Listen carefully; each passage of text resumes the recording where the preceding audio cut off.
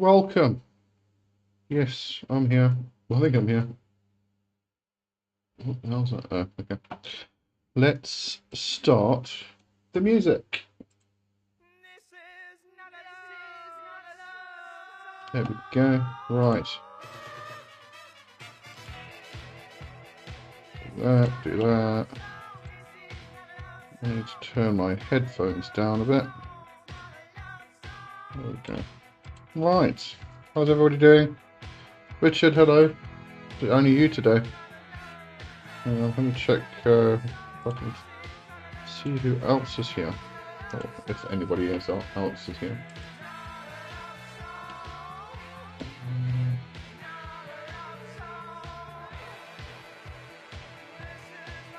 Yep, music bad. Whatever was wrong with the algorithm, still the same. So it's probably just because I'm talking about magic and stuff.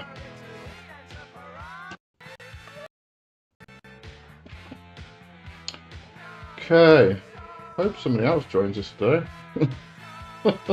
Just you and me. Anything you want to talk about? Happy Beltane.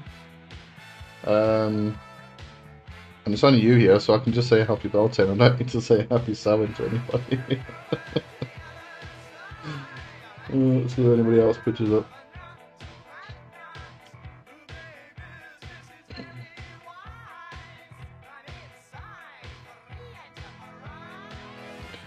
You probably actually saw Richard because you're on my Patreon. Oh, Kasim's here. Hello, Kasim. I'm starting a new thing on Patreon, the journal tier upwards. Anybody else is interested? I'm going to start having a look at the 44 Solomonic Pentacles and how to work with them. Because now I've got that figured out, I'm experimenting with them. So I'm going to go through each one. I'll start off with an introduction of what the Pentacles are, where they come from, and then discuss a method that I'm looking at, although it's going to vary depending on the pentacle itself and its usage. But I'll look at some variety of different ways of working with them, and then we'll go through each one individually. So if there's any specific that we find that a particular pentacle you can use in a particular way, like dissolve it in water or something like that, instead of using it as a talisman, then we'll discuss that with the individual pentacles. But yeah, that's the new thing I'm starting on my Patreon, so hopefully people will be interested in that. Dragon, hello Dragon, and Zanka, hello. Thanks for joining. Happy Samhain to anybody in the north, happy Beltane to anybody in the south. Richard said, heard my mother listening to church service this morning, and the pastor was talking about blessing his money with prayer. Sounds exactly like witchcraft. Oh yes, it is, absolutely. Dragon, can I ask some heavy existential OCD questions right away? Yeah, go for it. If I can answer them, I will do so. If I can't, I'll try and point you in the right direction. I'll just make my screen a bit bigger. I can actually read properly. There we go. That's better. Excuse me. All Souls Day for me. Yep, good stuff. Yeah, you're in the north.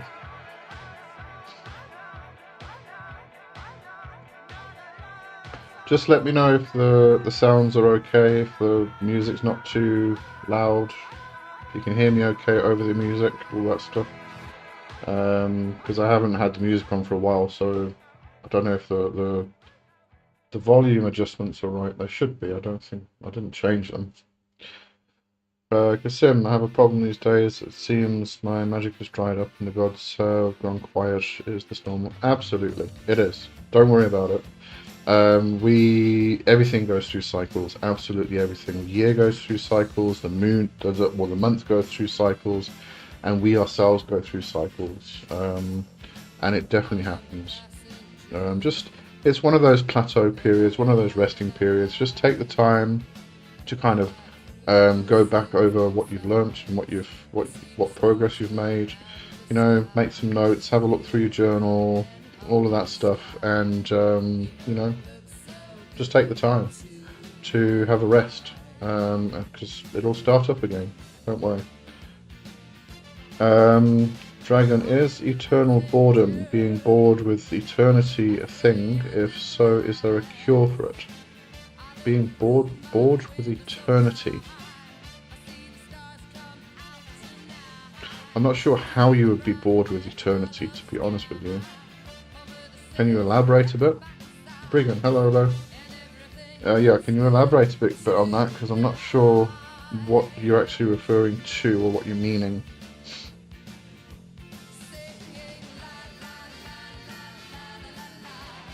And I don't get bored, so at all.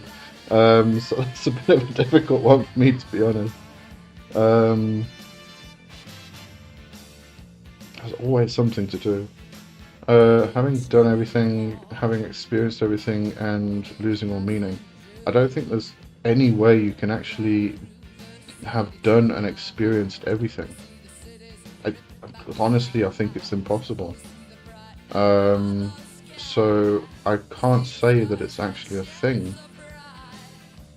That's my honest answer. I mean, there's way too much to do. I mean, even if you just look at studying or reading books, you can't read all of the books that you want to read in a lifetime. It's impossible. That's just books. That's not even getting to the practice part. You know, taking things to pieces, examining them, experimenting, finding out what works, what doesn't work, taking your notes, testing. Does this work? No, it doesn't. Does it work when you do this? Yes, but it could be better. So let's adjust. I don't know how you can get bored with that. I really don't. And that's just one aspect of life, you know, well, two, reading and practicing and experimenting with magic and stuff. And then there's the world itself. It's huge. James, hello. Yes, Sunday's gone well for me, thanks very much. Dragon, I know you're not immortal, but do spirits or gods suffer from this? Because even I believe that eternal boredom is impossible, but my OCD won't shut up. I think I'm starting to get to what you kind of, where your thinking's going. So if you were to live and remember life through eternity, would you get bored? I don't think you would, no. But that's pure speculation, because, you know, we go from life to life to life, and we can do various things to remember our previous lives, but it's not like we are, you know, we're just experiencing eternity in one evolution, one incarnation. We're not doing that. But if we were, I still don't think we can get bored. And referring to the spirits and gods, time doesn't exist where they are. It's not. Time is a human construct. So we're not going to experience time the same anyway. So eternity means absolutely nothing.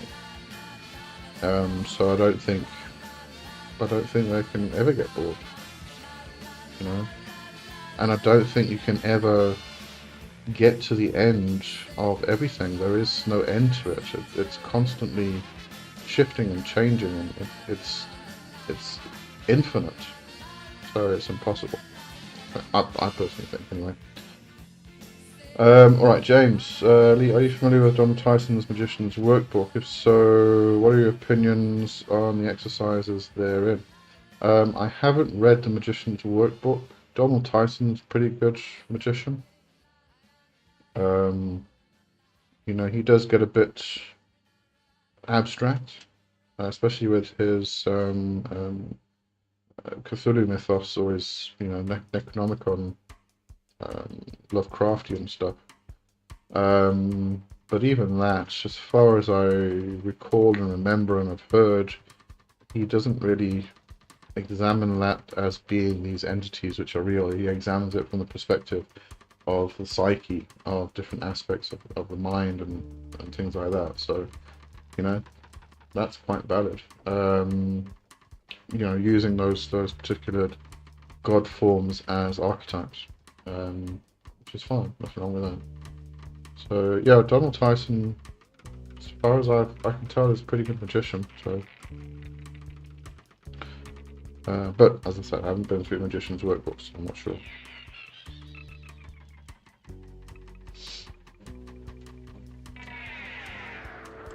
Right, Dragon, is OCD, boredom, depression a spiritual sickness, and can it be treated? I'm not asking for treatment, but as a question. I don't think it's a spiritual sickness. A lot of this falls into psychology, and I'm definitely not a psychologist, so I can't really answer for you from that perspective.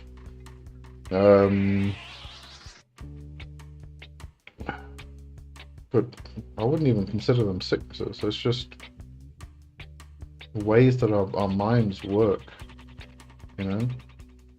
And is there a cure or treatment? For depression, sure. Depression, anxiety, things like that. You know, we have particular medications, go to a therapist for that type of thing.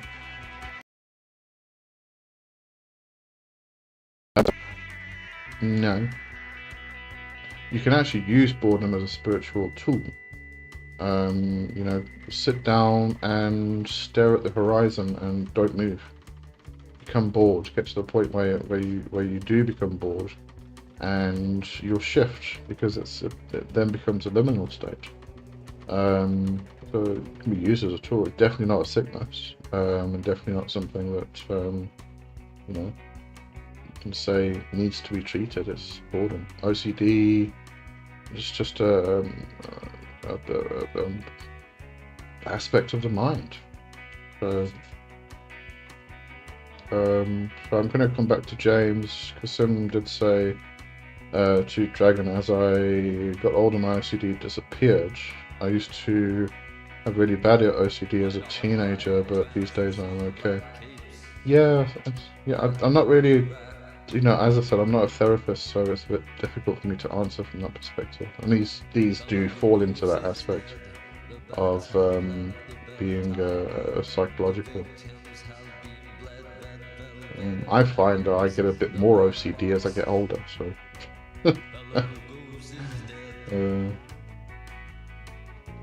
Alright, that'll be more. Yes, the music's back. Alright, let me go back to James. Absolutely, really gets into the weeds. The beginner exercises for ceremonial magic in his book are interesting to me, but I wanted a second opinion on his systematization of GD work. Yeah, I can't really answer you there. Maybe I'll have to give it a read one day. As I said, there's not enough time to read all the books. Let's see. Donald Tyson workbook.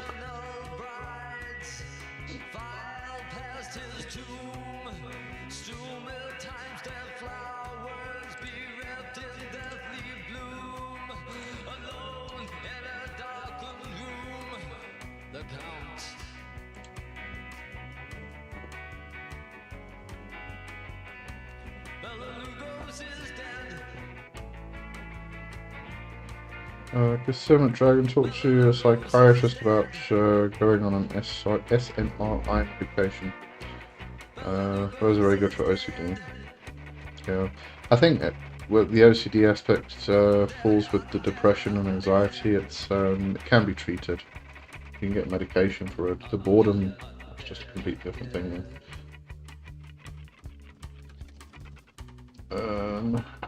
Let's see if that book is on Everend.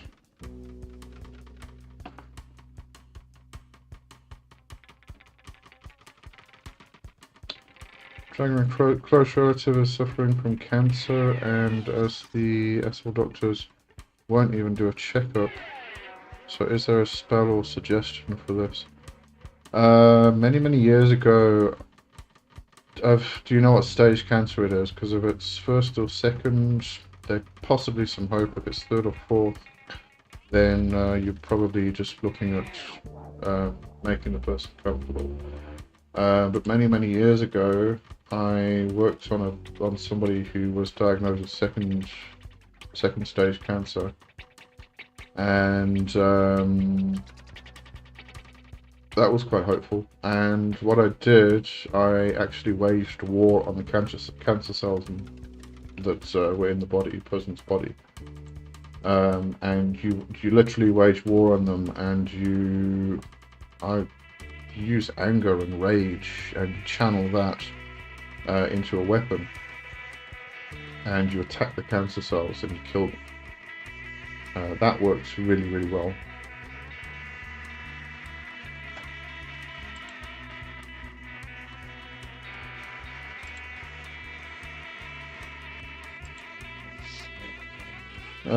Having more have a problem with observing thoughts, i.e. with the awareness of being aware. The point is for consciousness to observe itself. I'm constantly afraid that what I'm doing is following thoughts about meditation and not proper meditation. There's many ways to do this, especially when it comes to following thoughts or not following thoughts. You can actually use thoughts in your meditation, and there's a variety of different ways you can do that as well. So, don't think that there's only one way to meditate. But you did say, so being aware of the point is for consciousness to observe itself. If you're using thoughts in meditation, then there's two ways you can go about it. One is watch the thoughts as they go by, but don't hold on to them. Just let them go. Just keep them going. But see the thoughts, don't try and push them away or anything like that. Another way to actually do this is to, as the thoughts arise, hold one. Just take one thought. For your entire meditation session, focus only on that thought. You're going to have other thoughts come up, they're going to try and push it away. You push those away and you hold on to that one thought, which is the same type of thing as doing something where you are focusing on the tip of your nose, the breath going in and out, focusing on your belly, something like that, right? So it's bringing yourself into one pointed focus, but to try and hold a thought, or hold onto a thought for a long period of time, without switching to others, because our brain does that all the time, it keeps switching, that's quite difficult. And it becomes very useful in meditation, and it can bring you into a no stage where you don't have any thoughts, because your brain kind of gives up, switches off almost. Dragon, first of all, healing or to be seen by a doctor who can treat them.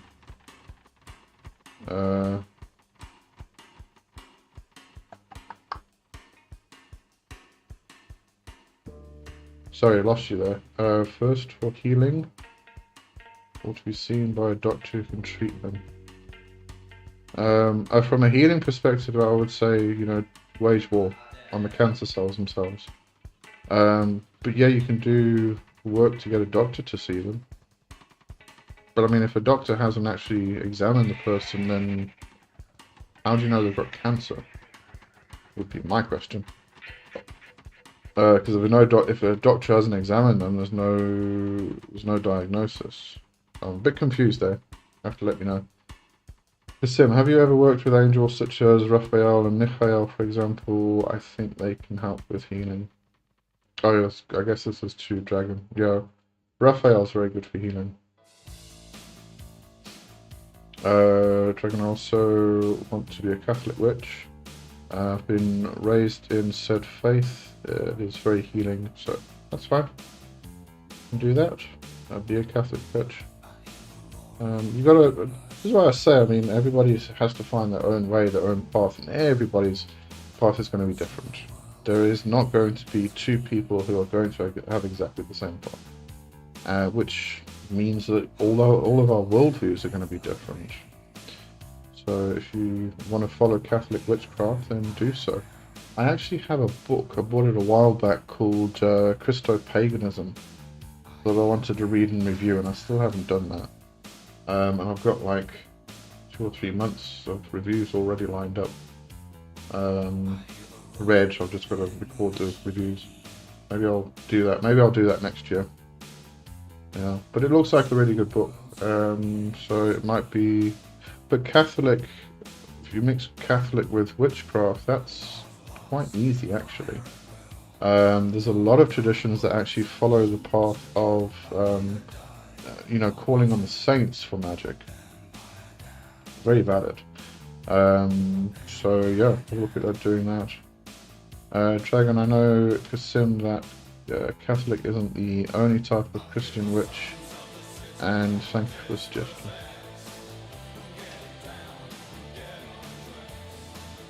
I don't think Kasim didn't even mention Catholic witchcraft, Christian witchcraft, so I'm getting very confused tonight. Yeah. As opposed to hello. Yeah, I'm trying to follow the conversations. I'm not doing very well again. Kasim, it's interesting you mentioned Christo-paganism, because I actually found Hecate is connected to the Christian faith. Really? I haven't found that at all. Apart from the mother aspect, which is represented in Catholicism as, Mother Mary. But that's about it, so I'm not sure. You'll have to let me know a bit more about that. Dragon, they were diagnosed, but the doctors here are irresponsible. Okay. I'm still confused though. So a doctor saw your friend, they diagnosed them with cancer, but they're not doing anything about it. Is that what you're saying? Because that just doesn't make any sense at all. On what stage cancer were they diagnosed with? This just sounds very strange. As opposed to say below, I love this band. Yeah, it's a good playlist, by the way. I was looking through it earlier. Got some good stuff on this one. Kasim, I find her to be related to Mother Mary. Oh yeah, absolutely. I think Mary is one of her faces. Yep. This is just an opinion, of course. Oh yes. I would. Hecate is huge. Hecate is massive. I mean, Hecate just encompasses so many different aspects and things, and moves through all worlds. So yeah, she definitely related to Mother Mary on one aspect. So I definitely agree with you there. There is actually an interesting. I think it was a series. It was one of the Arthurian series about Avalon. Can't remember exactly which one it was. But on the island of Avalon, they have the Mother Goddess. And they worship the Mother and everything else. And then what happens is Christianity kind of shuts all that down, closes it off, so people can't access Avalon anymore. And they find that it all just moves into the Catholic Church. So you then have people like nuns and stuff who are in a nunnery, and they are worshipping the Mother Goddess as the aspect of Mother Mary. So it just keeps shifting over time, through the centuries. But she's already there. She will always be there. Richard, isn't Strigaria the Italian witchcraft using saints in their work? I think they do. Not all of them, but I think a lot of them do. You'll find a lot of it in just plain folk magic and folklore, because obviously the new religion came along and integrated with the old religion, and therefore the saints came along and they got replaced or became part of folk magic. You find it with hoodoo because the slaves were taken from West Africa over to America, and they were forced to become Catholic. And so they they saw the saints and the similarity between the saints and their Loa, and they just replaced them. So, well, didn't replace them, but in order for them not to be persecuted, they then called on the saints instead of the Lua. But they just regarded the saints as being the Lua. They just, were able to continue practicing their faith without being killed. So you do find a lot of it in a variety of different traditions throughout the world, and it's just because Christianity kind of infiltrated or integrated with the old religion, and therefore the saints. You even got the old grimoires. You've got the 6th and 7th book of Moses that a lot of people kind of use as a basis for a lot of the magic they do. So yeah, full of that stuff. You'll probably find this Gregaria. Castle, hello Castle, and Love, hello. Thanks for joining. Kasem, so if Hecate is very much Mary, was she the incarnation of Mary when alive, or just her worship simply transferred to Mary worship? It's a difficult one, and I think it's you're possibly getting a bit too literal. I mean, first of all, yes, we read about Mary in the Bible. Is there any actual proof that it was a real living person? Is the Mary that the Catholics worship the actual person who was incarnated? At the same time, if Mary was an actual living person, was she then an avatar of some kind of goddess? It could have been the Shekinah, for instance, or the Greek Sophia. That kind of incarnation or avatar of the particular goddess spirit. But this is all speculation. But was it particularly Hecate? Don't know. Can't really say. And that also falls into the idea of are you a soft polytheist or a hard polytheist? If you're a hard polytheist, somebody who is a hard polytheist would probably say no, because Mary is Mary, Hecate is Hecate, not the same being. But there are similarities. So for a soft polytheist, yeah, sure, absolutely. You're going to find those aspects, but can't really say. It all depends on how you decide to shape your own worldview. Again, coming back to worldview. Always comes back to worldview. Over Mordka, I was just watching a documentary about death and rituals among the inhabitants of traditional villages in my country. At one point, something started cracking in my furniture as if someone was breaking sticks. Cool. That's pretty cool. Cool the spirits by watching documentaries. Why not? Do attentions on it, so possible. As above so below, I personally see Hecate as like the ultimate goddess, like Nuit in Thelema, if that makes sense. Yes, yeah. It's kind of like how I view Hecate as well. And when it comes to Hecate, I do tend to get a bit more soft polytheist in my approach. Because I do feel that Hecate just encompasses so much. Like, you cannot pin Hecate down as being a singular entity almost. So it's just something very powerful about that goddess.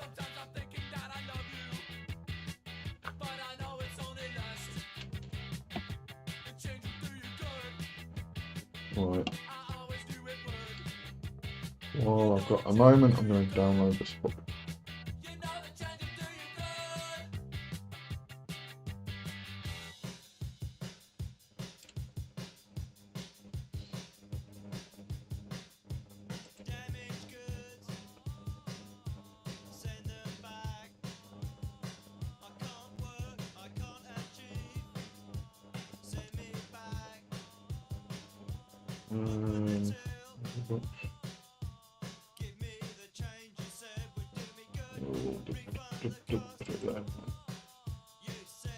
There we go. Listen, exactly rightly. A lot of practitioners focus on her underworld aspect, but they forget she is also Queen of Heaven. Yeah, yeah.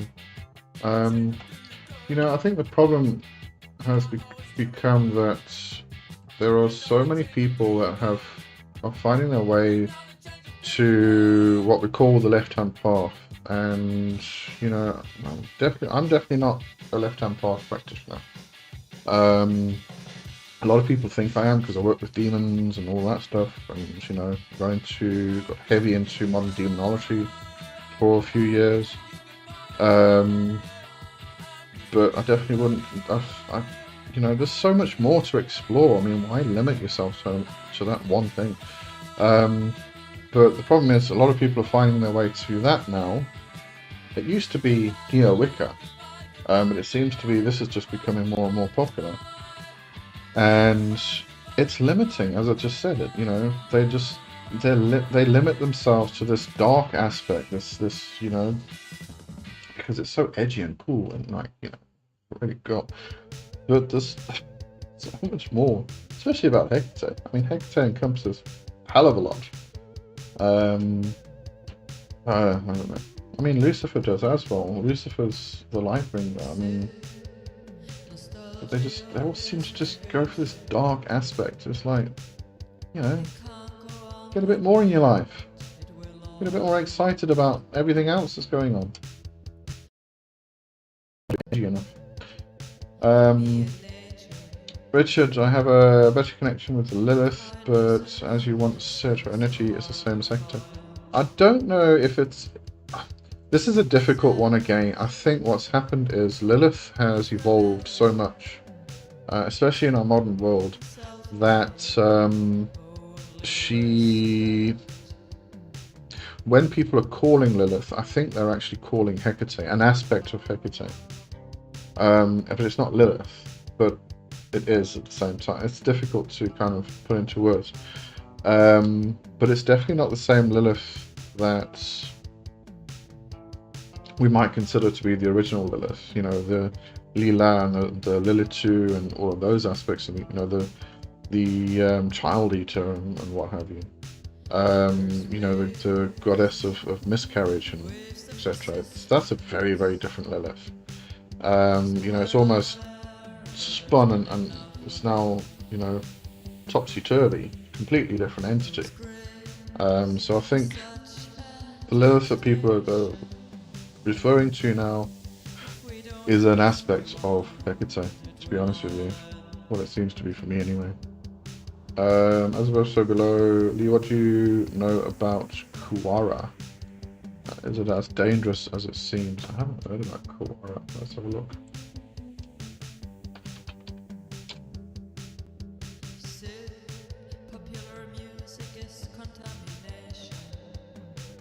Are you talking about... Oh, okay. It could be a Turkic god of thunder, a Brazilian-born, Dublin-based singer-songwriter, a boutique resort in Lombok, Indonesia, or a geological formation in the Northern Arabian Shield. Which one are you talking about? I assume you're talking about the Turkic god. Right, let me know about that, and I'll have a look through it. I haven't heard of Kuwara. Kessa was taught I'm all names and none of them at the same time for the goddess and god. Oh yeah. I was taught... you said I assume you meant you. Or all names and none of them at the same time for the goddess and god. Yeah, that's a particular worldview, and I think it's probably a bit more soft polytheistic in that aspect. Teak, I asked Jesus to lead me to a goddess after my mum died. I was newly deconstructing from fundamental Christianity. I feel Jesus revealed Hecate to me. He was with me on my first meditation with her. Cool. Oh, hi Teak, hello, thanks for joining. Yeah, I kind of like Jesus. I don't work with Jesus, but I don't think it's definitely... Jesus would be very, very pissed off, I think, if he saw what Christians have done to in his name. I mean, he didn't even like organized religion, and they go and organize a freaking religion. I mean, that was Paul. That wasn't even Jesus. So he was a fantastic magician. He was an antinomian. You know, he was a rebel. He was cool. Barry Mordecai, a few days ago, another book by Craig on sex magic was released. Another book, wasn't it a new edition? But I'm not sure if I should buy it. Is it an anatomy textbook, or does it contain any noteworthy information beyond just sex? He wrote a book on sex magic like years ago.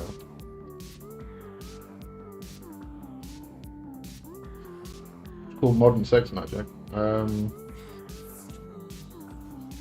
It's 2002. I can't remember if I actually read that one, but it'll be about actual sex magic. You know, not an anatomy book. Although, if it's a good book on sex magic, then probably will be some anatomy in there. I'm going to add anatomy into my book about sex magic. So, yeah, because it's quite funny. You kind of like talk to people about sex magic, and then you mention the clitoris, and a lot of men go, and they get confused between the vagina and the vulva. They don't even know where their own F-spot is on their penis. It's like, you know, people do not explore enough of their own anatomy. It's a big problem. So, it does have anatomy. Good. Needed.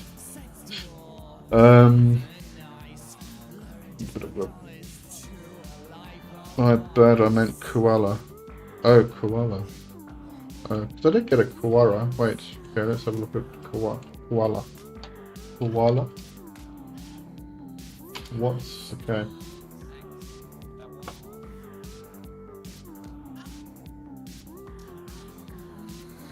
No, you're gonna have to give me a bit more than just koala, because that's coming up with a town and administrative district of Langkat Regency in northern Sumatra, Indonesia. Yeah, you're gonna have to give me a bit more on that one then. If you've got a link, oh no, you can't send a link in the chat, sorry. Yeah, no. Let me know what this koala, what it's related to. Maybe I can find it. Which model is closest to you? Pantheism, oh god, here we go. Panentheism or pandeism? I have no idea. And you've got to also remember that nobody is like explicitly one ism. There's always a mixture of isms. I do come very close to pantheism, but I'm also a polytheist. I'm also an animist, which doesn't really fall into the isms, funny enough. But yeah, I do kind of come close to pantheism. It's a whole mixture of stuffs. Sim, it's interesting you mentioned Jesus, because during my work with Hecate, I found Jesus connected with her. Yeah, I'm still not sure how Hecate. Oh, it was about the aspect of Mother Mary. Yeah, okay. How it was connected to Christianity, I was going to say. Teak, I agree with that. Barry Mordecai, yes, his old book, but new in Poland. Oh, okay, alright. Yeah, I liked Michael Craig. I know you had a bit of a problem with modern magic. I liked Michael Craig. So, yeah, I wouldn't have a problem with his book on sex magic. Considering we've now got Sex Dwarf playing in the background. Dragon, is boredom, depression, anxiety something humans or beings in the physical plane feel, and are gods, spirits and other astral beings immune to them or heal them? Okay, so spirits and gods are not immune to them, they're just not human beings. So they have a completely and utterly different experience to what we do. We are human beings with physical forms and human brains and chemicals that get rushed through our body and create all these things like depression, anxiety. Can the gods and spirits help to heal them? Yeah, sure. I'm not sure if we can actually use the word heal though, because when we use the word heal, we are talking about a cure. There's no cure. There is management. And when it comes to management of these things, yes, absolutely, they can help. But only to a certain extent. You are going to need to see a therapist. If you need to get medication, you need to get medication. And then get the assistance of the spirits and the gods. And what you'll be doing there is using their vibrational frequency to help you with your vibrational frequency. Think about it in a sense of you're going along, blob blob blob blob blob, and all of a sudden you hit depression, zoom, goes down.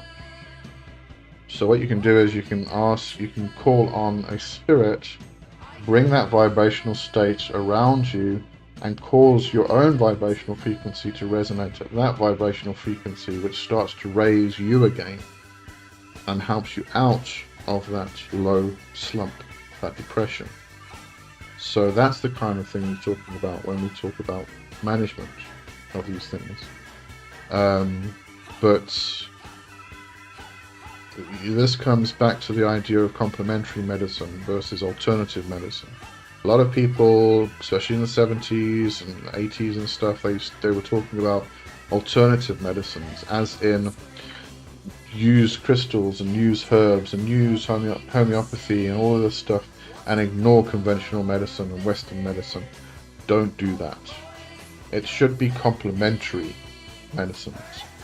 So definitely take in the whatever Western medicine can give you, and contemporary medicines. It's very important, but then add to it, complement it with things like herbs and crystals if you want to, using spirits, changing your vibrational state, using meditation if it will help. But if you are going to do those things without the conventional medicine, you could make yourself worse. Even just sitting down and meditating. Because if you're meditating, you're switching off the aspect which is your ego, your I, the recognition of your I or your me. And if you are not managing your mental health properly, that can send you into spiritual psychosis, just through meditation. So you've got to take all of it as one big treatment. Take in the Western medicine, take in the spiritual aspects, take all of it and use it all to complement each other, so you can help yourself in many, many ways. Yeah. Dragon, thank you, good night. Alright, have a good one. Cheerio. Richard Lilith gave me a name related to Lilu or Lilitu. Not sure about the spelling or if that is related to Hector. You see, when we're talking about Lily and Lilu were actually considered to be multiple spirits. They were wind demons, and then it became this aspect of Lilitu, and Lamashtu also came into the mix, and then it became Lilith within the Hebrew, and this was a spirit that would cause miscarriage, kill children, kill babies in the womb. So it was not a light entity. But as I said, it's evolved so much, it's become something completely different, complete opposite of what Lilith actually is. This is why I think But what people are actually pursuing now is a facet, an aspect of Hecate. Because when I called Lilith once for somebody, and the goddess that pops up was exactly the same image as I get when I call Hecate. So, yeah, my experience, my thoughts. But if you were given a particular name, don't share it publicly. It's probably a private name. Yeah. Alright, Caller. It's Tantra. That gets into very agoric type practice. That is your left-hand path. And when I say left-hand path, I mean Vama Marga. The actual Hindu tantric practices. I can't really call it Tantra though. Tantra is a huge big envelope. But yeah, Caller is very valid path, very old path, extremely old path. I mean, the tantras themselves, tantras are really just the teachings, the texts that contained all of this stuff. I mean, we have everybody knows the chakra system.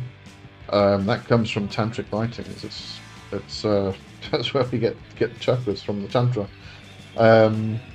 But yeah, Caller is a Vama Marga, path of path. Can't really say a path of Vama Marga because Marga means path, or hand or side or whatever it is. But yeah, Jan Fries or Jan Fries. I say Jan Fries because I'm South African and that's how you would pronounce it in South Africa. But Jan Fries wrote a book about Caller. It's called Kali Caller. There you go.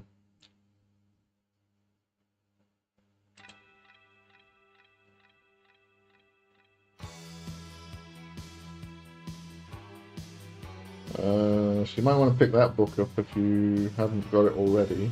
I don't think a lot of his books are available. You'll have to find them as PDFs. I think they're all out of print now.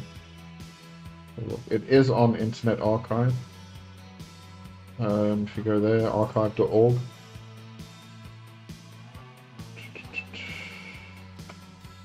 Let's have a look how much it costs in South Africa on Takealot.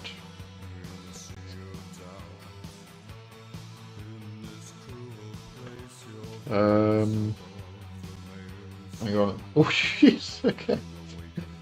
2,359 rand in South Africa. That's a lot of money.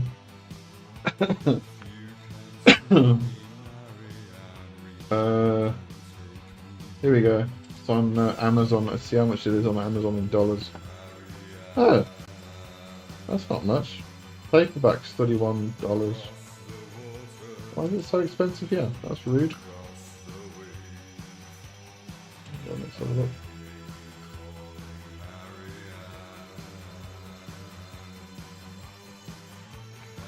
Oh, it's the hardback. Okay. A bit more expensive. It's $75 hardback, but yeah, you can get it paperback by the looks of it. Or just go to archive.org. Much easier. You can get it free then. Alright, let's get back into chat. Right. Castle, Sweat Lodge. With Qigong and Neigong helps with my mental state, so does martial arts, if that helps anyone.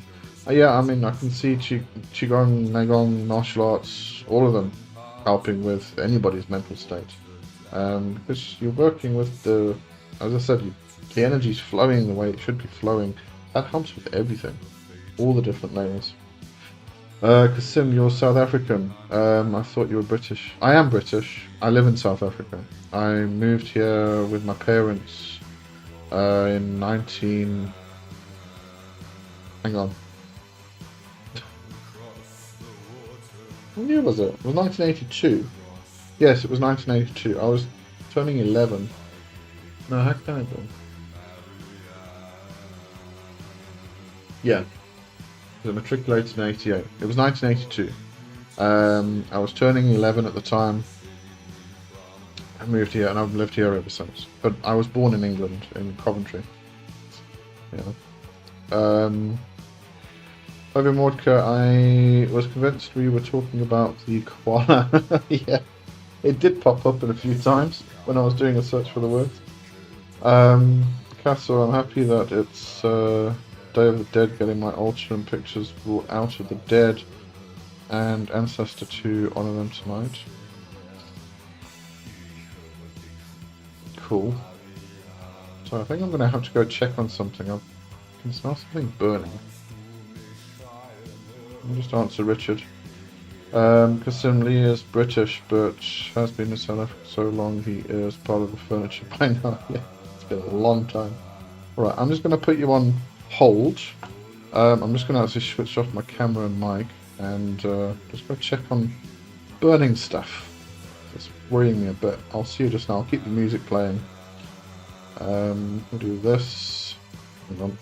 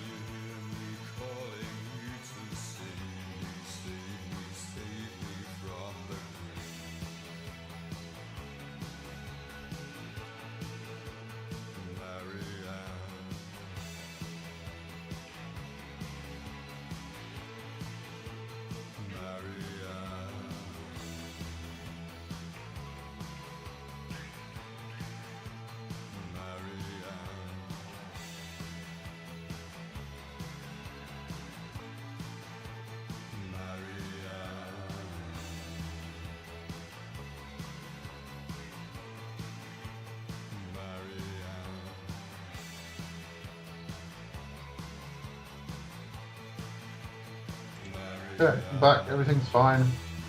Right, let's start up again. Here we go.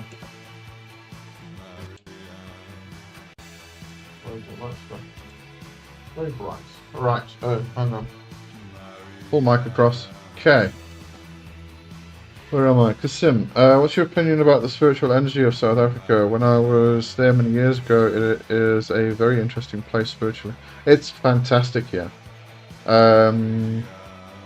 I love South Africa, and I actually did I wouldn't say a big tour, but I kind of like, I've been up north, been to the Kruger, we went west through Namibia and down like Northern Cape area. It's just, I mean, my sister lived in Port Alfred for a while, so that's kind of like down in the southeast side of, the coast down there. Going through George and all those places along the coast. South Africa is one of those places where if you actually go around South Africa, you tend to experience all of the different climates. It's like, you go up north into White River area, and it's very kind of European almost, moss hanging off the trees, and that's beautiful up there, and lots of waterfalls and all that stuff. And then you can go down to a desert area, you can go to subtropical, you can go to tropical. It's freaking amazing country, it really is. And spiritually, I think spiritually it's just amazing. The Western ideologies, Western culture, Christianity, all of that stuff has taken over, obviously. But there's still a strong connection with a lot of people to the original patterns, the original faiths and practices, especially with the Zulu. I used to know, be very good friends with a Zulu guy, and we used to sit and chat and compare, the practices of European spirituality with Zulu stuff. And it's fascinating, but it's still very much on the surface. It hasn't been taken over that much, and that's what's really amazing about South Africa. Yeah, really great place. Richard Lee, you have been here in SA longer than I have been alive. Yeah, I have. Let's see, 82. How many years is that now? Oh, we're 2025 minus. Yeah, I've been here 43 years. There you go. Well, an old shit I am. Baby Morka, do you feel a burning sensation? Perhaps a demon is visiting. What are we talking about now? I must have missed something. Perhaps a demon is visiting, or maybe someone is casting a curse on you, and the shield is working. Who are we talking about? I definitely missed something here. Wait.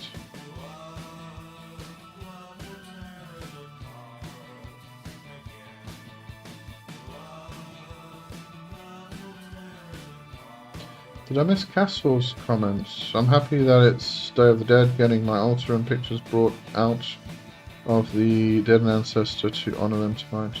Yeah, good stuff. Ooh, I must light my candles, although I kind of tend to celebrate the Sabbats on the astrological date, so it's the 7th this year. Double check. Why am I drinking my water when I've got bloody hot chocolate? Let's check. Yeah, 7th is the astrological timing this year. Richard Lee, you just left because you smelled something burning. Oh yeah, no, my daughter's cooking. It smells a lot better out there than it does in here. It smells really good out there in the kitchen. Yeah, no, my daughter was cooking.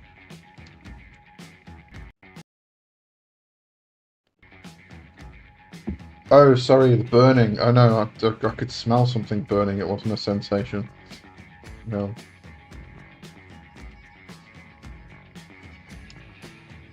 Okay, got it now.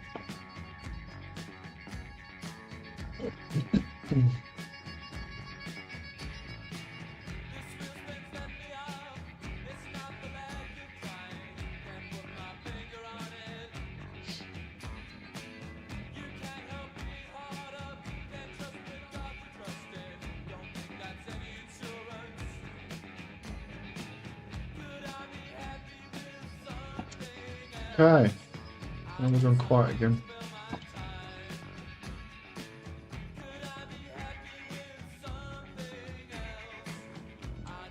How many people we got? Oh, good crowd tonight.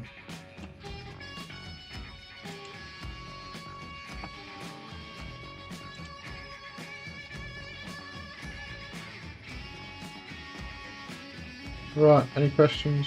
Oh, now that everybody's here, I might as well just announce the thing again. Oh, let me just announce Kasim first.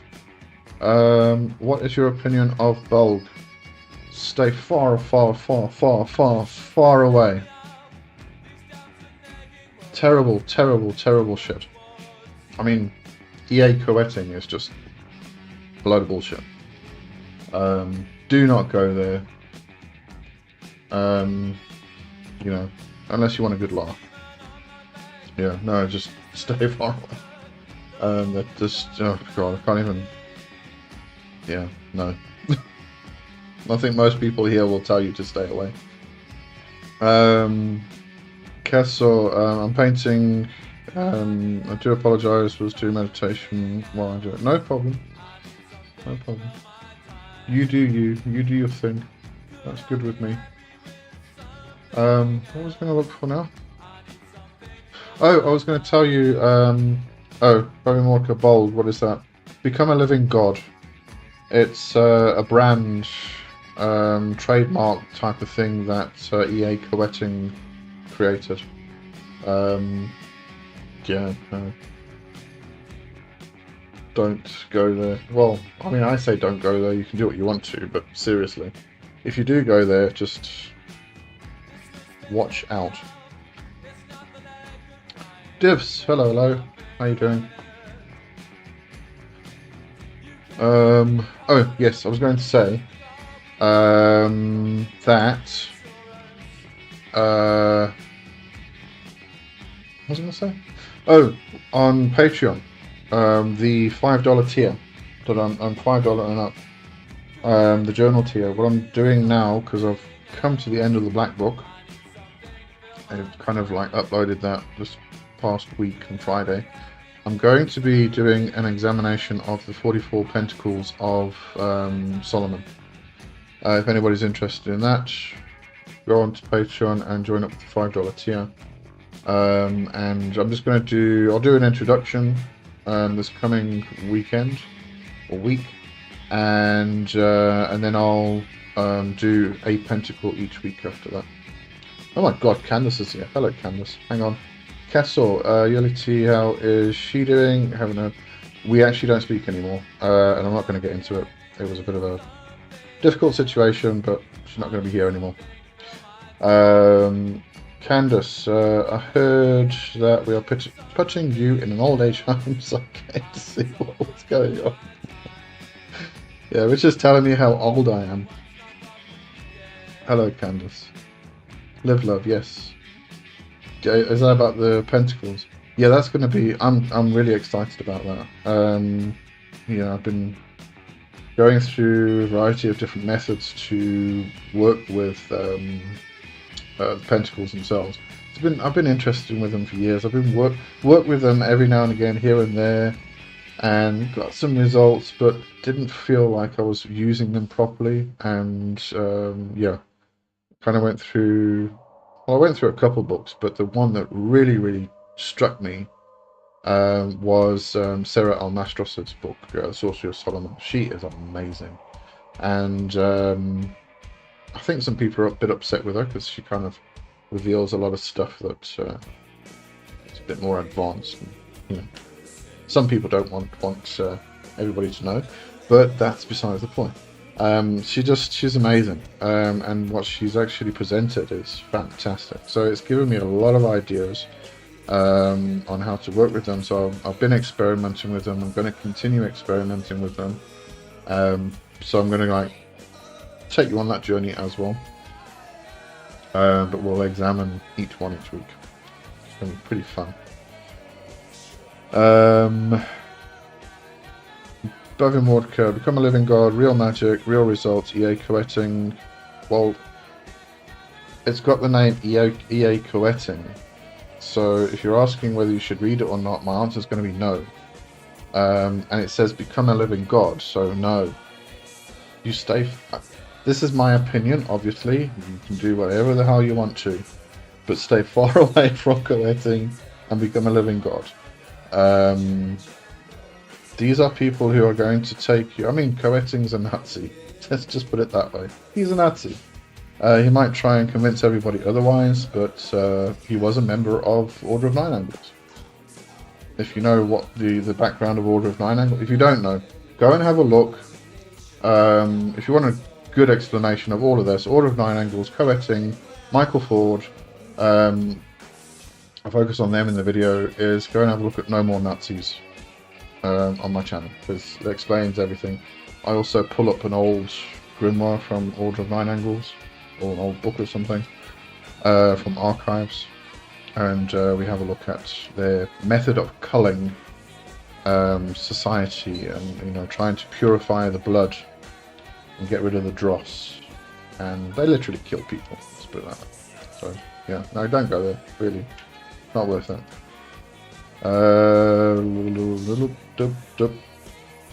Canvas. Oh right, reading. What reading? Have you not done your reading? That's very bad. All right. Okay, there we go. Got to the end of that one again.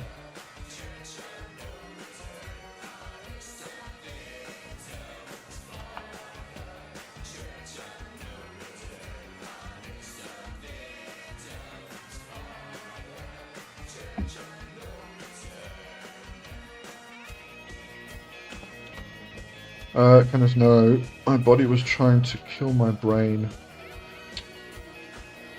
You've got to make it stop doing that. Smack your body. No. Naughty.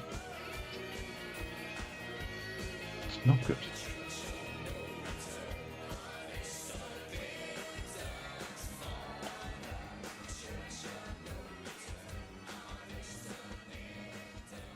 Well, I'm just going to listen to the music while everybody's thinking about what to ask me next. I thought that was Kay's job.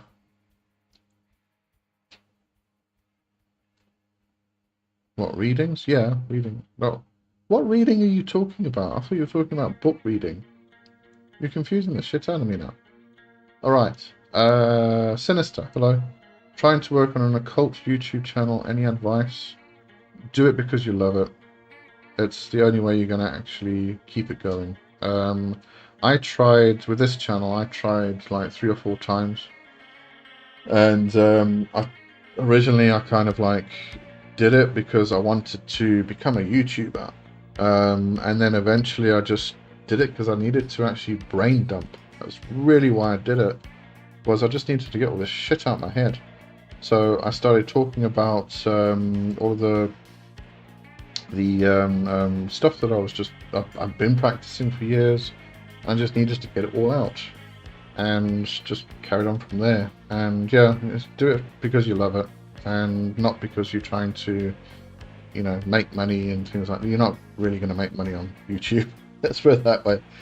Unless you do manage to get like 200, 300, not even those. I mean, you've got to get into the 700 to 1 million kind of subscribers before you're kind of making good money on YouTube. But yeah, just as I said, just do it because you love it, and start talking about what you enjoy, and then find out what your audience tends to kind of steer you in a particular direction. Next, Noir, hello. What's wrong with Michael Ford? So much. False information, errors in all of his books. I mean, even in the first book, I think it was Apotheosis, he presents a triangle of Azazel or something, and he presents it in one portion of the book and then another portion of the book, and it's 2 completely different triangles.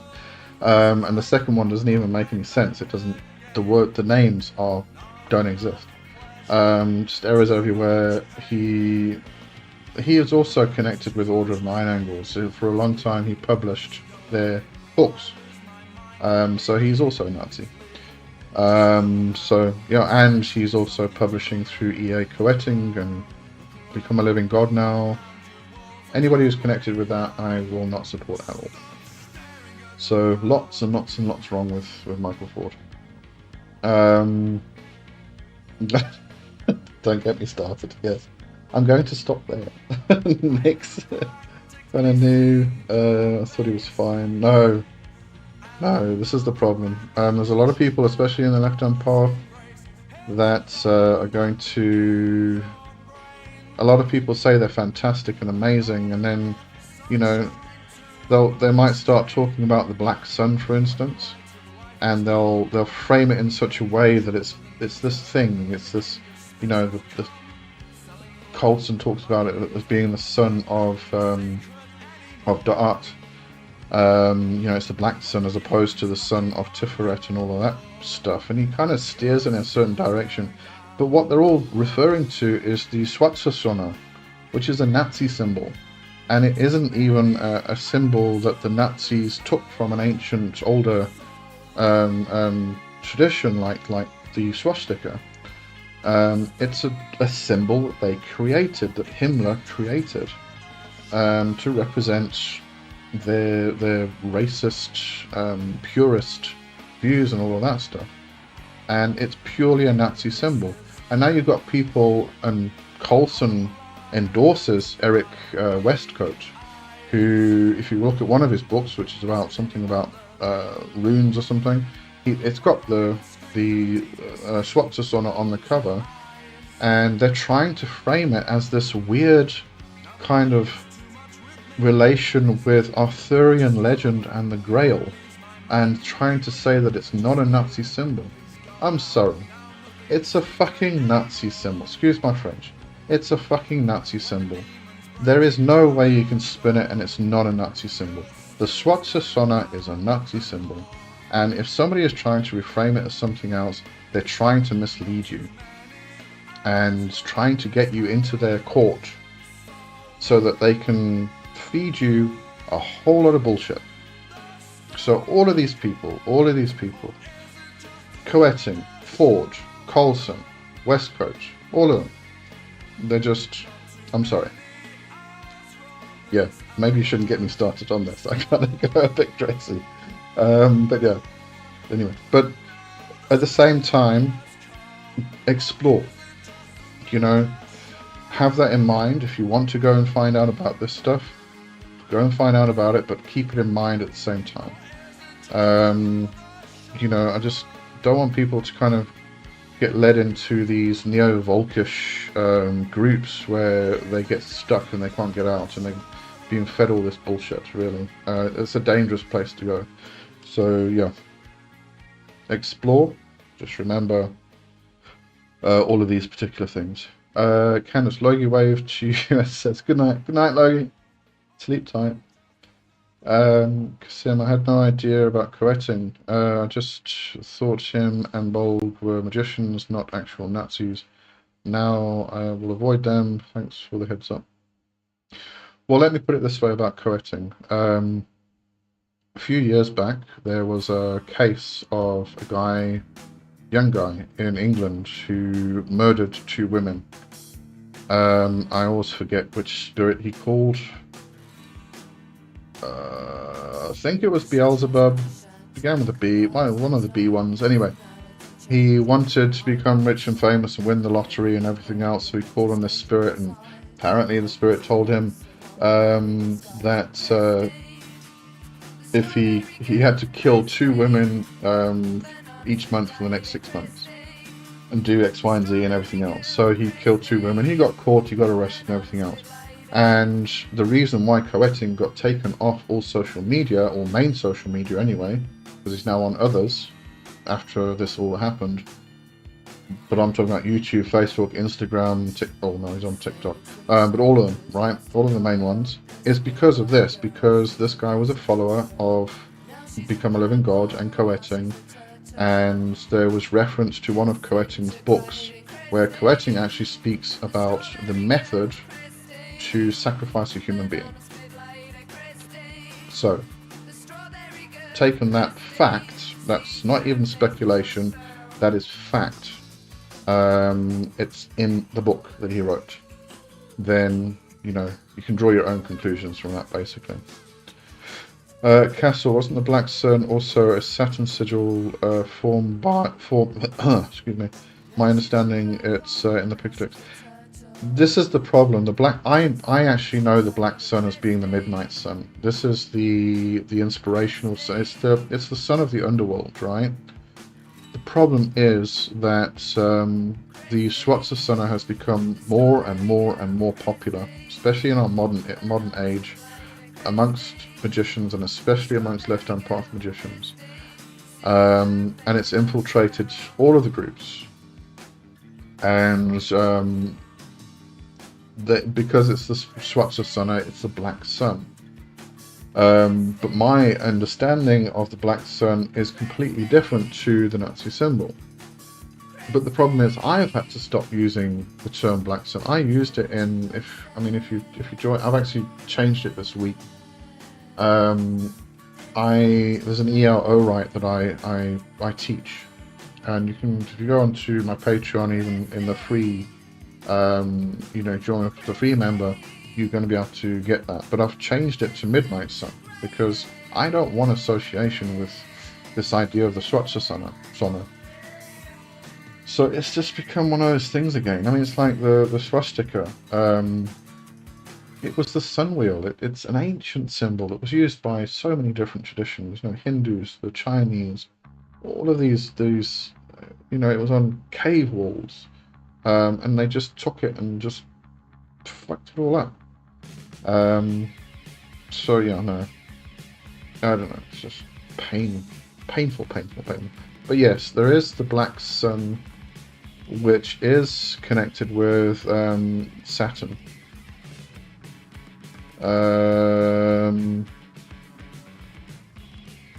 But I can't remember the actual association.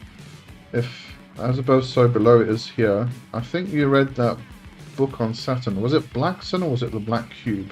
I can't remember now. But yeah, it does get mentioned in older texts, the Black Sun itself, but as I said, it's the Sonne that we're actually talking about as being a Nazi symbol.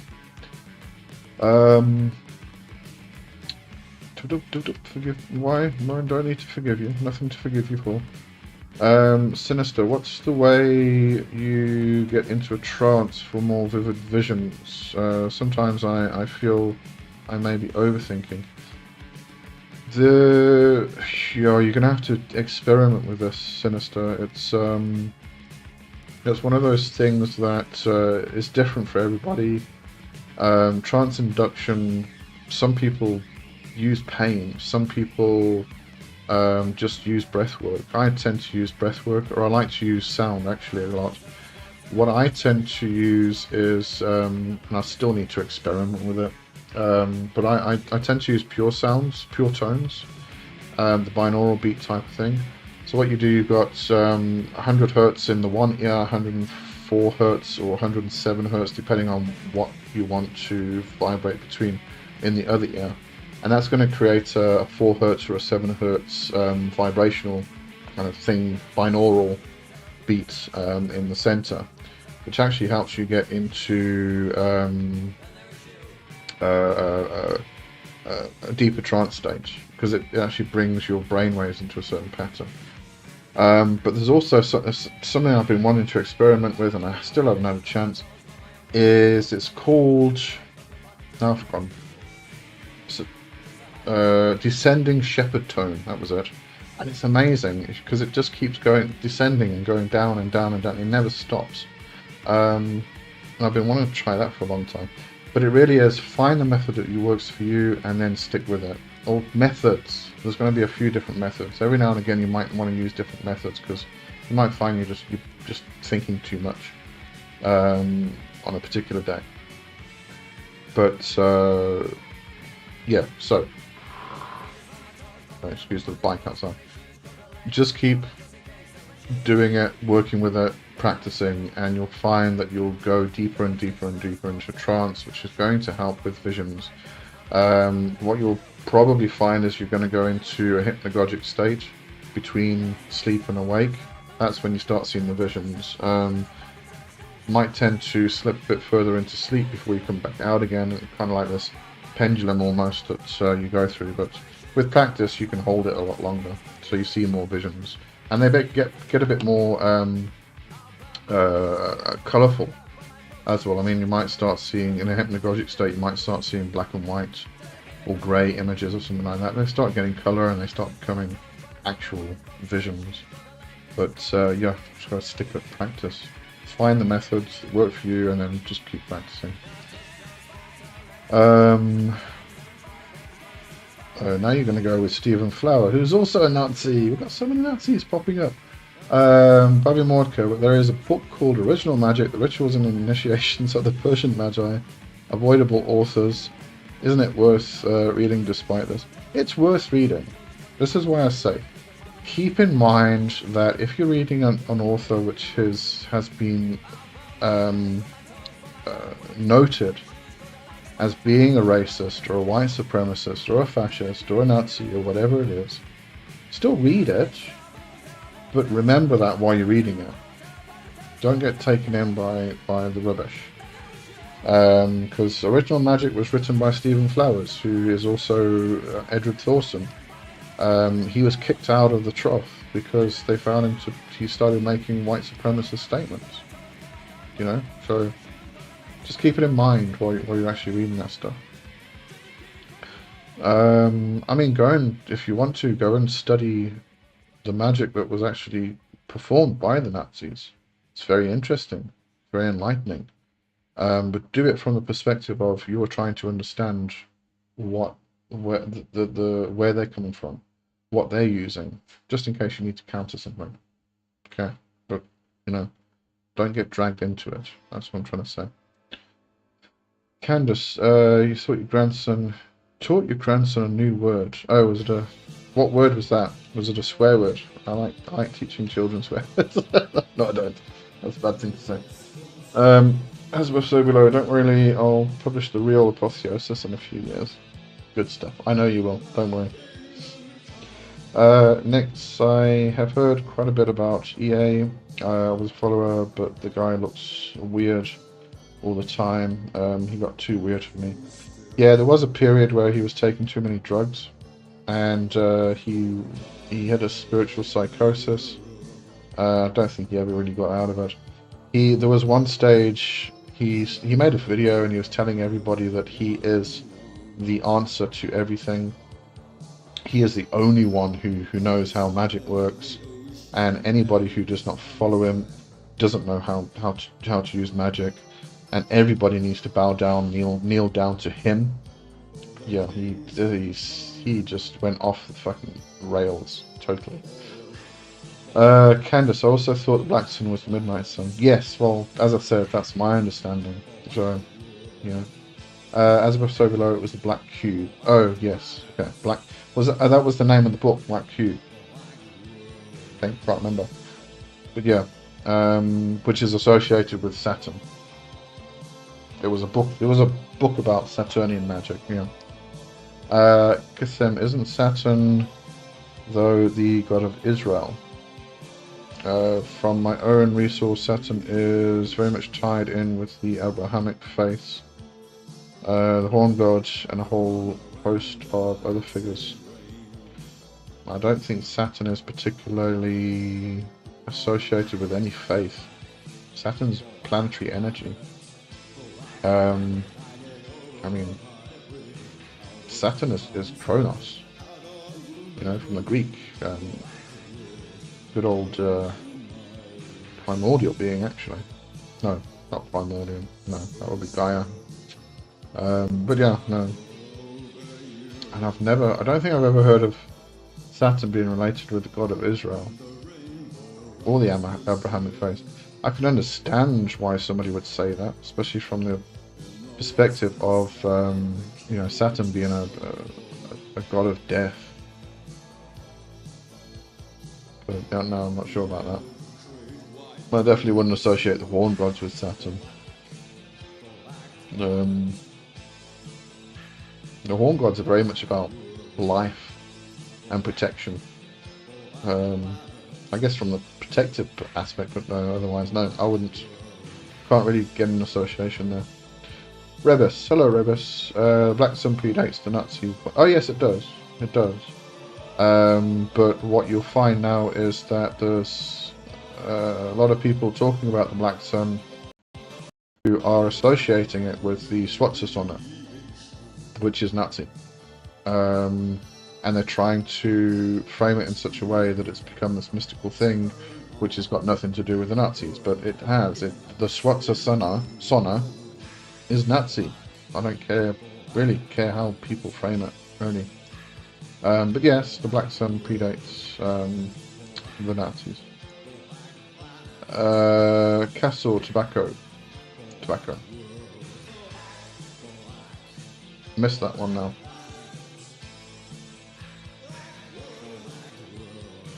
Not sure what that was in reference to, you'll have to let me know. Candace, the German fascism and Italian fascism co-opted a lot of mythology and magical stuff to create a new type of history that was the golden past that they were getting back to. Oh yeah, yeah, that comes back to Helena Blavatsky. She spoke about the 7 races, and I mean, she was a raging racist. In fact, the Nazis based a lot of their stuff on Blavatsky as well, and Guido von List and all of those people. Yeah, it's this whole idea of getting back to a pure race. That's what they like to call it. But yeah, I think the problem with these fascists nowadays is that they think they are white enough, but they're not going to be white enough eventually. Private Mordecai, Saturn in the Crown of Thorns, his rings, new version is Jesus. Okay. That's a new one on me. Candace at Qasim, the god of Israel is from an unknown pantheon and replaced Baal as the storm deity of the region. I think are you referring to that little tribe, like completely abstract, tiny little tribe that came through and had a god called Yod-Heh-Vav, that the Israelites took. I mean, the other thing with the God of Israel is that there were 12 tribes, and there was a particular deity for each of the tribes, and then all of a sudden Adonai became the overarching, all-encompassing, worldwide deity, you know, and before they went through the desert, and after they went through the desert, we could even consider those to be two completely different deities. You know, after the desert, it became a very kind of jealous, kind of me kind of god. Very different, but you know, that's a whole big speculative conversation. Ulm, hello Ulm. The Black Sun predates the Nazis. Yep, somebody else just said exactly the same thing. Rebus, and exactly the same. Nazis, the Nazis. I like the Nazis.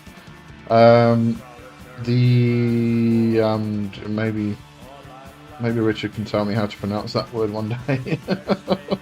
Gonna skip that one. Design appeared among the Alemanni, Franks, and Langobards, along with the Etruscans and Iberian tribes. There are several variations, always with a central point. Is this the 12 raid Swarzesona that was inlaid into the floor of the Velversberg castle by Himmler? Is that the same design you're talking about there? Brigham, yes, I don't find it easy to get into trance state. I'm experimenting with different things. Yeah, no, it's you've got to keep experimenting. Just keep trying. Practice makes perfect, as they said.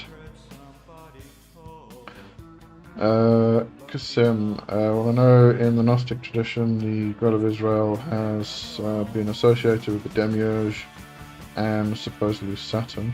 Well, that's the Gnostic tradition, yeah. That is where I got the idea from. Yeah, I mean that's the Gnostics. They consider the Christian God to be the Demiurge, you know, the ego-inflated God that thinks he created everything, and really he didn't. He just created a prison for the souls of humans. Castle, apparently my messages were blocked. Oh, he was telling Sinister he could use peyote, Mary Jane, acid, and a few others to help get to a trance. Can do, but that's something you really want to do with somebody who's skilled in using those substances to get into trance. If you do not have somebody who can guide you, who can anchor you and pull you out again if they need to, you could be heading in a very, very bad place. So it's not something I would recommend for a solo practitioner to try by themselves, unless they are monitoring it very specifically.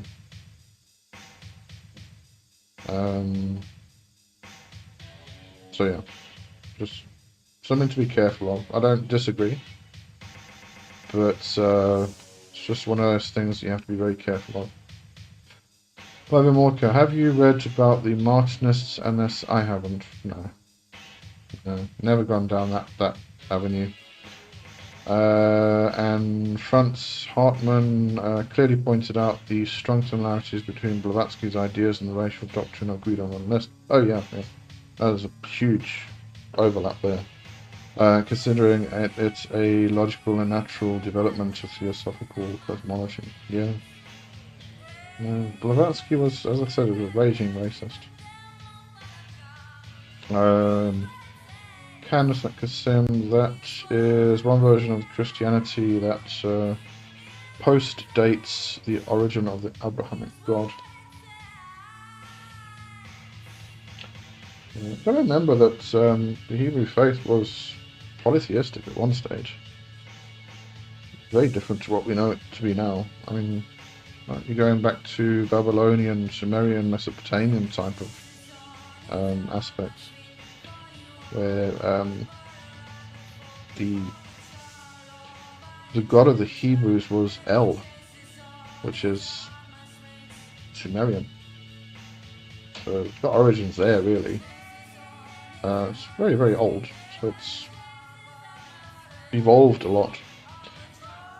Bavimorka, the first mention of the god Yahweh is found in the Rig Veda, but the god of Israel has nothing to do with him except the name. I haven't heard of Yahweh being in the Rig Veda. I know Indras, a lot of the gods from the north, and the Nordic traditions, and Proto-Indo-European, that kind of area and history made it into the Rig Veda, because there's a lot of exchange and interchange between, as they kept migrating down to the Indus Valley and going back up to the north when it was when it wasn't iced over anymore. All of that stuff. And I haven't heard of Yahweh, but it's possible. There was a lot of integration through migration, with different cultures coming together. Candace O'Reilly, I am doing the weird thing where I land up speaking about Abrahamic stuff. Yeah, I know, you're going to get into the Catholic stuff now, aren't you? Let's steer it in a different direction, shall we? At me, are you an atheist? No, I'm definitely not an atheist. I'm a polytheist and an animist. So, yeah, definitely not atheist. Why do you ask, though? That's an interesting question. I haven't been asked that question before, actually. So I'd love to know why.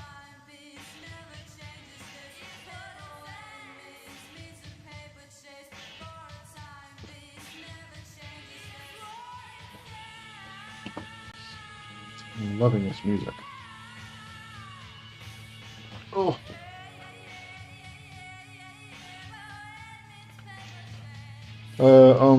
But do you believe? Oh, sorry, hang on, I missed. Yeah, Candace, because you have atheist vibes. Do I? Oh, really? I didn't know that. Do you believe in a creator God? All right. So this is going to take some explanation. I'll try and keep it as short as possible. I believe there is a force, a power. I wouldn't necessarily call it a god, if we are labeling a god as being an entity which oversees a particular part of that force or entity. So this is where I kind of tend to get lean into the bit more pantheistic aspect. I believe there is this thing, I call it the Omnil, which is the all-nothing. It is, my understanding of it is very much Kabbalistic. When I was taught this within practical Kabbalah by my teacher, it made a lot of sense to me, and I've kind of stuck with it ever since. So this is the all-know-thing. It exists in everything you can possibly think of, categorize, imagine, name, whatever. So everything, it's the everything. But it's also the no-thing, which is everything that has not been thought of, which has not been categorized, because humans just not been able to use their brains enough for it. It's the space between the subatomic particles in the atoms. It's the nothingness that is between all things. So this is this power, and it is everything and nothing. This also falls into like the Toltec warrior path, which was a big influence on my own understanding, my own creation of my own path. They speak of the tonal and the nagwal, which is, tonal is, if you can imagine, like a little island, and on the tonal is everything you have thought of, have imagined, have categorized, have named, have put into a box or something like that. everything that exists in your everything. Beyond that is an infinite sea, and that infinite sea is the Nagual, the expanse of all possibility, but of the no thing. It's the everything which is not the everything kind of thing. This is what I consider my belief, my worldview. And then within that, you've got gods and demons and angels and archangels and all of these spirits and beings and fae and humans and animals and birds and fish and stone people and everything which has spirit is this omnil, this force, this power, and everything is an aspect of that omnil. There's an aspect of it, is a facet of it, is a creation of it. Is we all exist as one being, basically. So yeah, hope that makes some sense to put it into a tiny little nutshell, because there's a lot more explanation to come with that. Anyway, let me carry on, because chat's piling up. Babimorka, Yava is the secret Vedic name for the sun god. The ancient Vedic sun god Yava was worshipped in the Middle East, Arabia, Egypt, and Mesopotamia. Variations of his name, such as blah blah blah. Albono. Interesting. Okay. Cool beans. Kassim, what is your opinion, Lee, of Gnosticism? Do you think this is a prison of souls, or it's just a myth? I don't think it's a myth. I think it's a worldview. A lot of people follow that understanding. Nothing wrong with that. But it's not something I believe or hold within my worldview. Just, I think it's interesting. It's a very interesting way of looking at everything, but just not what I believe. Candace, see it's oozing from your pores. Atheism, okay. Don't know why, but anyway. Babyworker, the name Yava can be found in. I'm not too sure about this, to be honest with you, because especially if you start relating this to Jehovah, I mean, you've got a J in there. J is a very new letter. It wasn't even part of Latin until 14th century, I think, something like that. So, yeah, I mean, Jehovah, for instance, originates from German, as far as I know, but it's got the letter J. J didn't exist until quite recently. Well, I say recently, I mean a few centuries. But yeah, so I don't know. I mean, it might be an interpretation of. I mean, Rig Veda was Sanskrit. It might be a particular translation of the Sanskrit. I'm not sure. I'll have to go have a look for it at some stage. You also said and Om's listening. I hope that made some sense. I really do. The Hebrew derivation of Yod Hev Vav is unclear, and scholars have suggested that it may have a non-Israelite origin, with some seeking meanings in Aramaic, Arabic, or Egyptian. Although it appears that no one has considered Sanskrit sources where the same term is found with exactly the connotations appropriate to biblical use, probably because it came from the Mesopotamian region, and it was cuneiform. I can never remember which pronunciation is correct. So it's a different area completely, actually.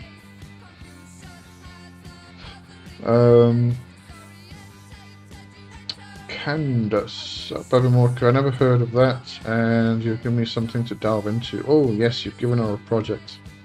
Good stuff. Everything I have come across says that Adonai was from an unknown, smaller tribe that merged with the Israelites.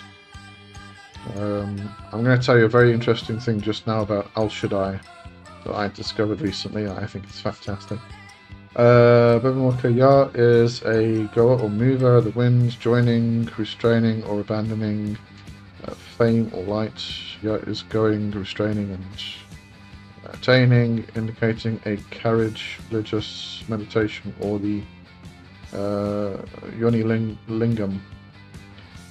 Yad is who, which, what, the Purusha. Oh, indicating the Purusha is a very interesting aspect here, well, especially when I get to Al Shaddai. And Yeshu is the locative plural case. Yahoo is restless or swift, or mighty or strong. Okay, I'm going to let people read this for themselves because there's a lot of words here. Both using reference to Agni. Okay. And likewise synonym for with my heart. To indicate sacrificing.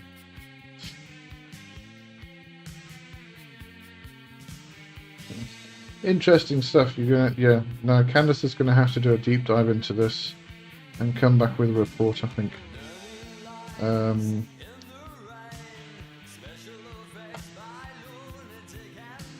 Oh, no words. I know. You can all read it for yourselves. Candace Bevimorka, but that doesn't give the feel of a storm deity. It seems to be the original function of the Abrahamic god within the pantheon of gods. Do you remember that I maybe I'm wrong, I don't know, but the Abrahamic god, the god of the Hebrews, evolved, in my understanding. You know, we say storm deity. That was at one particular stage in their history because they needed a storm deity. They needed a war deity. So they worshipped a war deity because they needed help. Prior to that, there was probably something else. As I say, this was not a monotheistic religion. This was a polytheistic religion. So if you think about it from a polytheistic viewpoint, a group of people who have many gods and are in need of a war god are going to start worshipping a war god, or in need of a storm god, they're going to start worshipping a storm god because they need that storm god to help them with their enemy and things like that. But when they don't have an enemy, they're going to work with a different deity altogether. Henotheistic. You've got to give me all these new words. It's not fair. So think about it from a polytheistic perspective, because that kind of gives you a different viewpoint, I think. As it was so below, the great truth is there isn't one. There isn't one. Yeah, there's no absolute truth. Everybody has their own worldview. Do I get to make a PowerPoint presentation? Absolutely. Go for it. I'm not going to stop you. Henotheistic. A religious belief system where one supreme god is worshipped while acknowledging the existence of other deities. Oh yes, well that is Christianity actually. You know, that's not just the...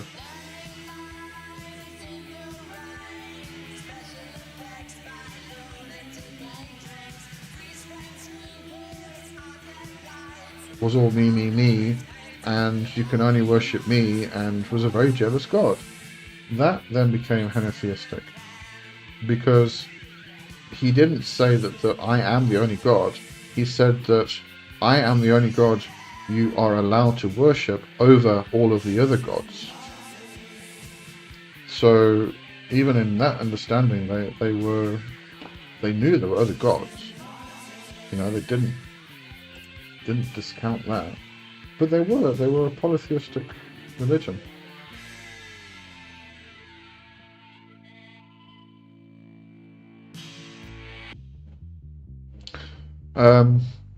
Candace at Bowenmolka. The Hebrew Bible begins as polytheism. Yep, there we go. Uh, Lee, do you believe in karma and reincarnation? I'm not. Uh, I don't know. Karma's no, not really karma. I'm not even. Yeah, not even gonna go there. Um, I believe in balance. If we examine this from all the idea of karma, I believe in balance. I believe if you um, do something against someone, then they should do something against you, and they should come back tenfold and do something even bigger, because that brings balance. Because then there's always a give and take, cause and effect, all of that stuff that happens. But karma is very much an Eastern ideology, and I think the understanding that the Westerners have got of karma is completely wrong, mostly anyway. And reincarnation, yes. I don't believe that we reincarnate as a pure soul from life to life. I have a belief that we all get mixed back into a cosmic soup, and we get mixed up. It's like a big cauldron, a big soup, and it spins, and all of the souls get put in there. And I'm animistic as well, so that's not just humans, that's gods and animals and birds and land animals and fish and stone people, all of this stuff. All of the souls get put into this big cauldron, and then at some stage a big dollop gets taken out and put into a new body. And that dollop isn't a pure soul from life to life to life. It's a mixture of different souls, so we can have all different experiences. And usually what happens is we have our tribe, and we become mixtures of our tribe, all of us. And we always find our tribe at the end of the day in our new lives. But yeah, that's kind of the basics of it. As above, so below, Christianity, the original fascism. Yeah, well, created by Paul, yeah, definitely. Candace, it is evidence within Genesis, Psalms, and other places. Oh, about polytheism. Yeah. Yeah. The Israelites were henotheists because they worship one god out of many. In polytheism, all gods are allowed. Yeah, but now go prior to all of that, when they were polytheists. This is what I'm saying. I mean, everybody keeps coming back to this idea that the Hebrews, kind of like popped up one day and all of a sudden they only worship one god. It's not. History goes further back than that. There's been lots and lots of developments. In fact, they worshipped a bull god. Bull as in, a male cow. At one stage. So, there's a lot more there than I think people are actually letting on. Kasim, it looks like I triggered a major discussion. That's okay. Yeah. I'm trying to steer it back to magic. But every time it kind of gets into this rut, we'll get there eventually. Christianity, the original fascism, yes, Ashkenazi. Candace, as above.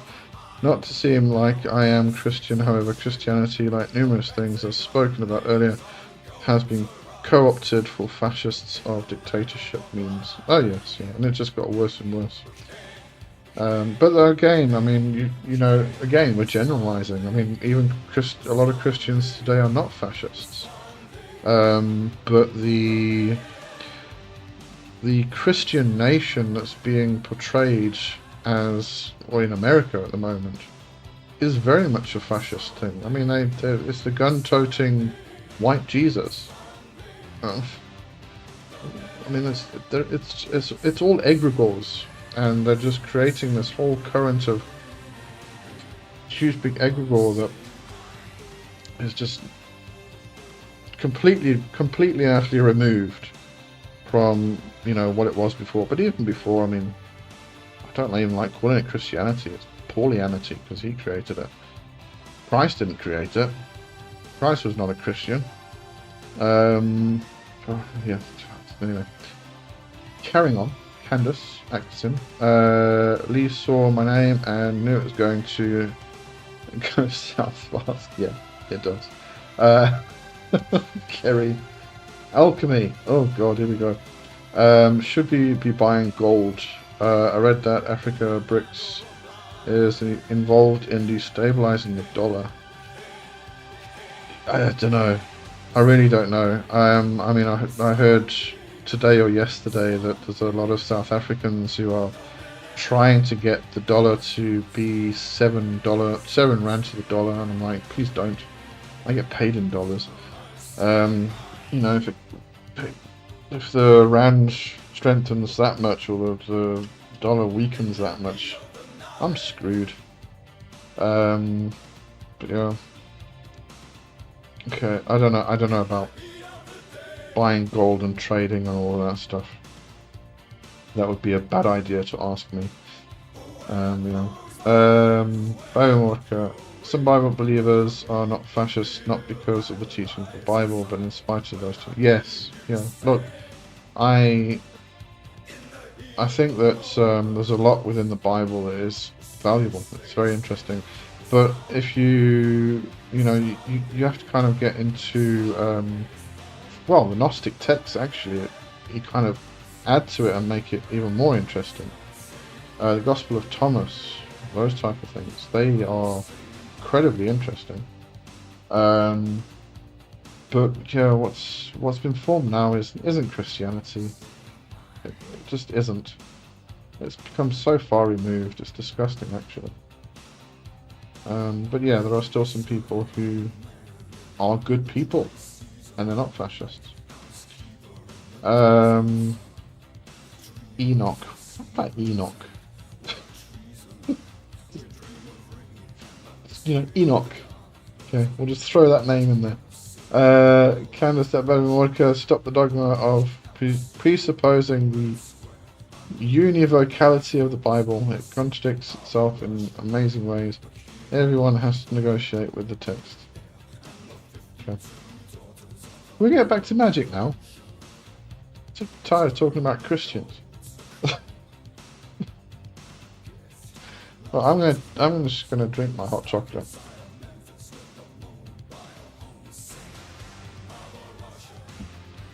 Oh god, I've been almost gone for 2 hours again.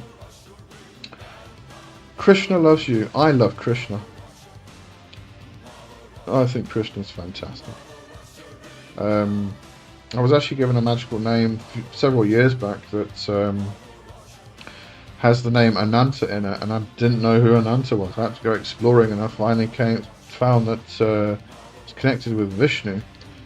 So there's I've got a whole history with Vishnu as well.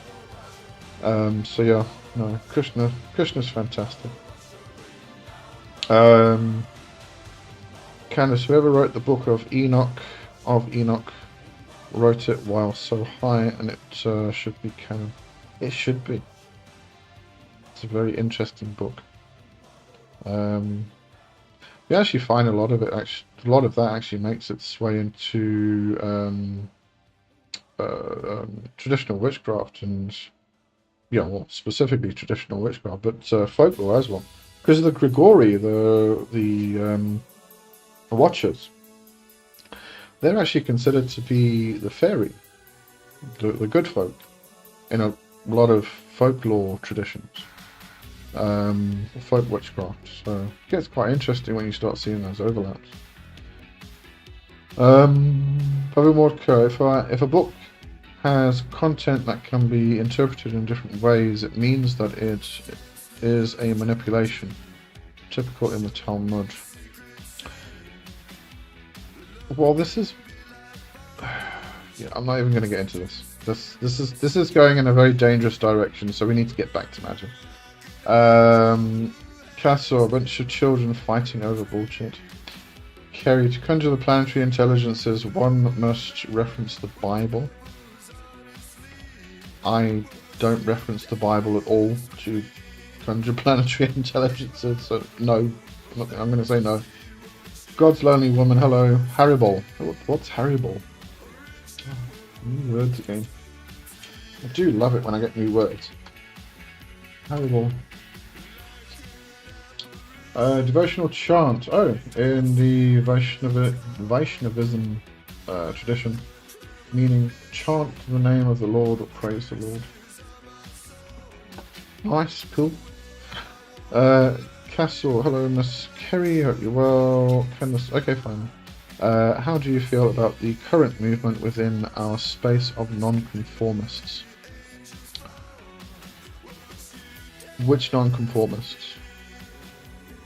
Who are you talking about?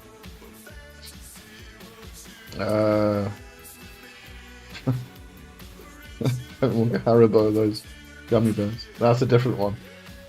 You forgot the L at the end there.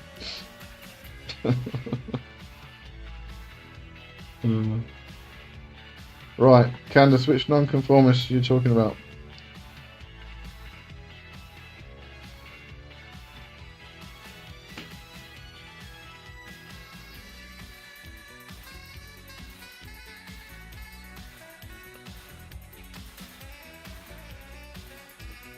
I'm actually going to start bringing today's chat to an end because it's almost 9 o'clock. Kerry, sorry, I was referencing David Rankin, Planetary Intelligences. I don't remember him referring to the Bible in that book, actually. I do recall a lot of inclusion of... where did the text come from? Oh, I can't remember now. My brain's going to sleep. Candace, oh sure, but I need to take meds. Okay.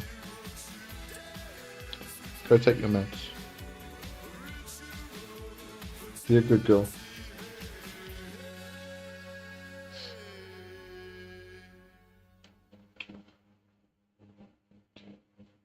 Simple rightly, it was great chat as always, thanks, and have a good night. You too, have a good week. I'll see you next week. Candace, old age home calling, your nurse there. I've still got some years in me, don't you worry.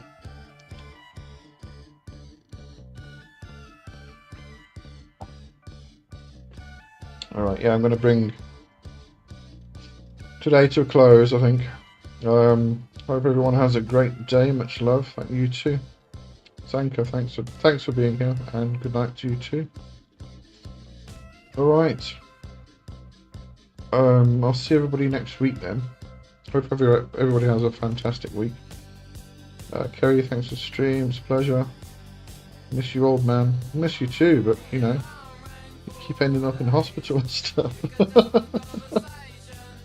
Love you too.